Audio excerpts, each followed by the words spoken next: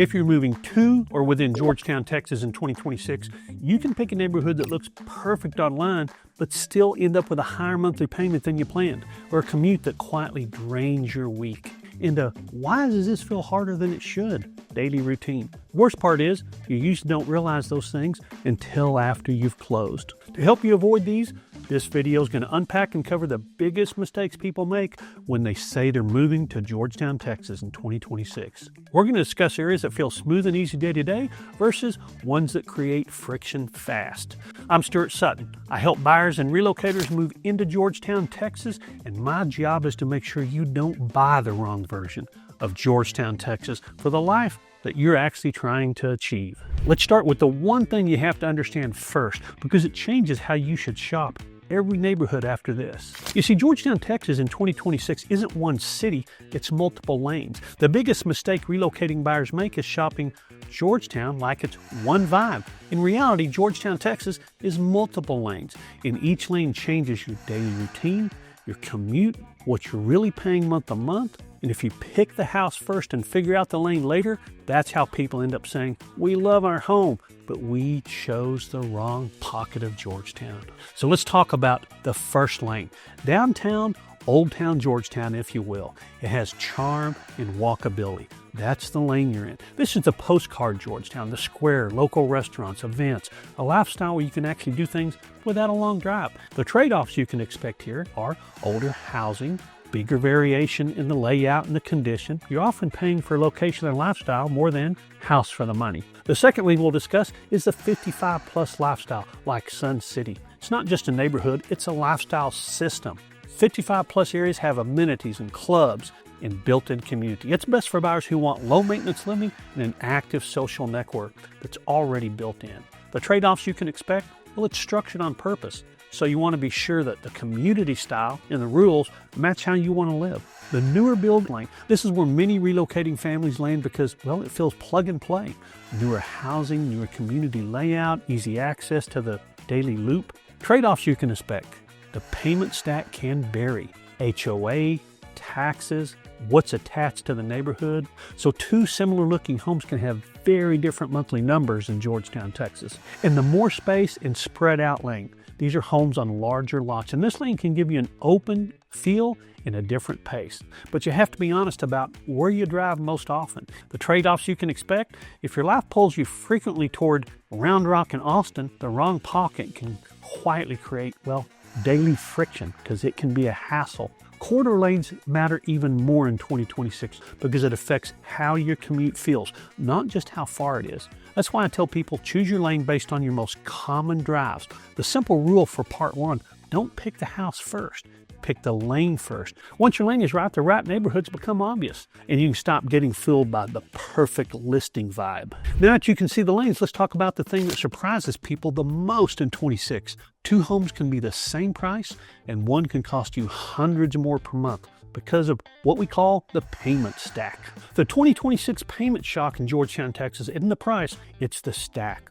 You see, most people shop Georgetown by list price and bedrooms. Then the monthly payment hits and everything changes. In 26, the surprise usually isn't the purchase price itself, it's the stack that sits under the house. You see, two homes can be the same price, feel very similar, but one is hundreds more per month because of taxes, HOA, and insurance. Buyers typically mentally budget for principal and interest, then treat everything else like, well, the small stuff. And in Georgetown, Texas, that small stuff can have a real swing. If you don't compare monthly totals early, you could end up touring homes that you technically will buy, but won't enjoy paying for. So what does the stack usually include? Well, city property tax is only one slice, but buyers fixate on that because it's the easiest to find.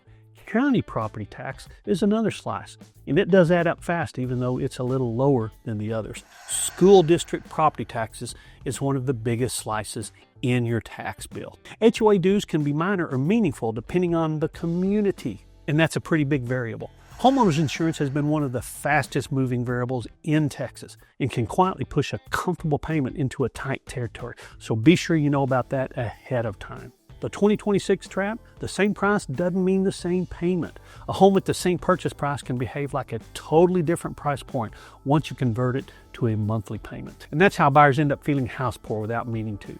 The regret usually isn't we hate the house, but the payment has changed lifestyles. So here's how I'd shop it the smart way, so you don't get surprised after you're under contract. Start with a monthly comfort zone, not just a purchase price ceiling. Decide what feels good, what feels tight but doable, and what feels stressful. Be sure to verify the tax jurisdiction's current tax bill before you emotionally commit to a house. Ask HOA questions and ask them early.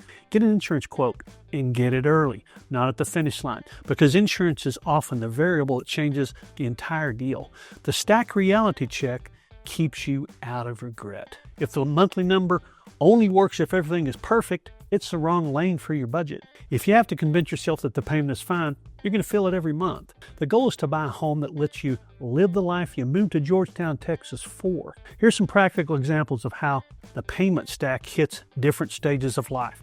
Young families, for example, the stack tightens the budget, and every school activity decision feels like a trade-off. Empty nesters, low maintenance can be worth it, but only if the HOA structure matches your lifestyle and doesn't bloat your payment. Relocating buyers, you fall in love with a home, then realize the total monthly cost is closer to Austin level payments. So here's a quick checklist to run on every home you consider. What's the total current tax bill? Which taxing authorities are included? Is there an HOA? What does it truly cover and not cover? What's a realistic insurance quote for this specific home? And if assessed value adjusts after you purchase, how's that going to affect your payment? If the answer is maybe, that's your signal to shift before you lock into the wrong pocket. Now that you know how the payment stack works, the next make or break factor is Commute Reality, because Georgetown, Texas can feel close on a map and still drain your week in real life. Before we jump into commuting, let me remind you about the Georgetown, Texas Home Buyer Guide, packed with information. No hassle, no obligation. Download it. It's in the description below. Virtually everyone that downloads it tells us how incredibly helpful it is. Hope you'll find it helpful too. You see, Georgetown looks close to everything on a map, but in real life, your commute is about corridors, about timing, which side of town you're on. In 2026, the biggest mistake is choosing a home based on a weekend drive time and then living the weekday version of that drive for years to come. The goal isn't to find the shortest commute just once, it's to find the most consistent daily loop, week after week after week. The commute question you should ask before you pick a neighborhood is, where do I go most? Where do I go most often? Not where do I go occasionally? The I-35 corridor through Georgetown to Round Rock is, well, undergoing major planned improvements, which means traffic patterns, ramp behavior, easy exits can change over time. Even when projects are meant to improve flow long-term, the short-term reality is that construction phases can add friction, depending on where you enter and where you exit. That's why two neighborhoods that are only a few miles apart can feel completely different when it comes to daily drives. The most common commute regret patterns I see is the Austin pull. Another is the school loop regret. The home's perfect, but the drop-off and activity drives turn into a constant time tax. The errand friction, well, you got more house and more space, but every basic errand is a longer drive than you expected, so it never really feels convenient. The I-35 surprise is another one. You didn't realize how much your routine would rely on specific I-35 exits and ramps. If you're mostly living inside Georgetown, you want a lane that keeps your daily loop tight so you're not constantly crossing town. If you're remote and commuting isn't the driver, then you still need to shop for your lane based on your life commute. The drive test I tell every relocator to do is drive your top 2 routes at the time you'll actually drive them. If that drive feels annoying during your test, it's going to be brutal after a few months. The key is deciding your tolerance before you shop for a home, because that choice changes what neighborhoods make sense for you. If your plan depends on a route you'll probably use sometimes, you want to be honest about what you'll do when you're tired, rushed, or trying to save money. The simple rule for part 3, choose your neighborhood based on your most common drives, not your occasional drives. Choose the lane first, then the house. Next, let's talk about the family reality check in 2026, because schools in kid life aren't just ratings, they're about the weekly routine that you're buying. Remember, in 2026, you're not just buying school ratings, you're buying a weekly routine.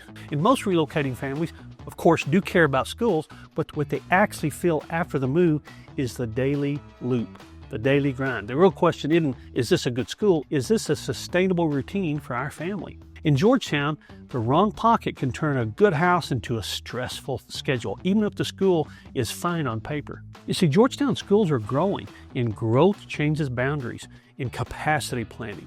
When a district is adding students and opening new campus, attendance zones and rezoning conversations become part of the landscape. That doesn't mean to panic. It just means you should verify school zones, watch what's planned before you anchor your decision on one assumption. Smart buyers in 2026 treat school zoning like a verified every time item, not a one-time Google search. What families should actually optimize for is a daily life checklist. School drop-off, pickup flow, how long does it take at the real time that you'll drive it? Your work commute plus school commute, if both pull the same direction, feels easier. If they fight each other, you feel it daily. So if you're slammed with work, can your routine still function without constant driving? The most common school-related regret patterns is people who buy thinking they're zoned to one campus, then learn the exact address zoning is different or even being reviewed. The great school exhausting life regret is that the school is fine, but the commute plus the activities turned into a constant time tax. And of course, the new build, new problems regret. Buyers pick a new build community without understanding exactly how the growth and the capacity affects nearby schools over time. So here's how I'd shop Georgetown with kids in 2026. Confirm attendance zones for certain. Use the district's locator for every address you're seriously considering. Pull the most recent district demographic capacity report so you understand where growth is concentrated and what the district is planning around it in the future. If you're deciding between two lanes, choose the one that makes your weekly routine easier. Even if the house is slightly smaller, do a weekday drive test. The stage of life is so important. In elementary years, proximity and routine matter more than most parents expect. In the middle school years, activities multiply and convenience becomes your sanity savior. High school years, flexibility matters more, so commute and corridor become a bigger factor. The best move is to choose a lane that can carry you through multiple school stages, not just the first year after you move. Now let's talk about the new construction in Georgetown, Texas in 2026, because the best deal usually isn't the sticker price, it's the incentives and the resale math in that community. Here's the deal with new construction in 26 in Georgetown. It usually means incentives plus resale math, not just the sticker price. You see, Georgetown is still heavily influenced by new construction, which means you're not just competing with other resale homes, you're also competing with builder inventory, builder marketing, builder incentives. That can all make a brand new home look like the obvious choice. If you don't really grasp how those incentives work, it's easy to overpay for a resale or to misunderstand what the builder's really offering you. So here's the 2026 new build reality that you need to know. Builders can change the effective monthly payment far more than resale sellers can because they can offer rate buy downs, closing cost credits, and that means a higher priced new build can actually feel cheaper on a monthly basis than a lower priced resale, depending on the incentive package, of course. That's why buyers should compare monthly cost and total package, not just the purchase price. Incentives that buyers see and how to think about those. Rate buy downs can make the first years cheaper, but you want to understand what happens when the rate steps up.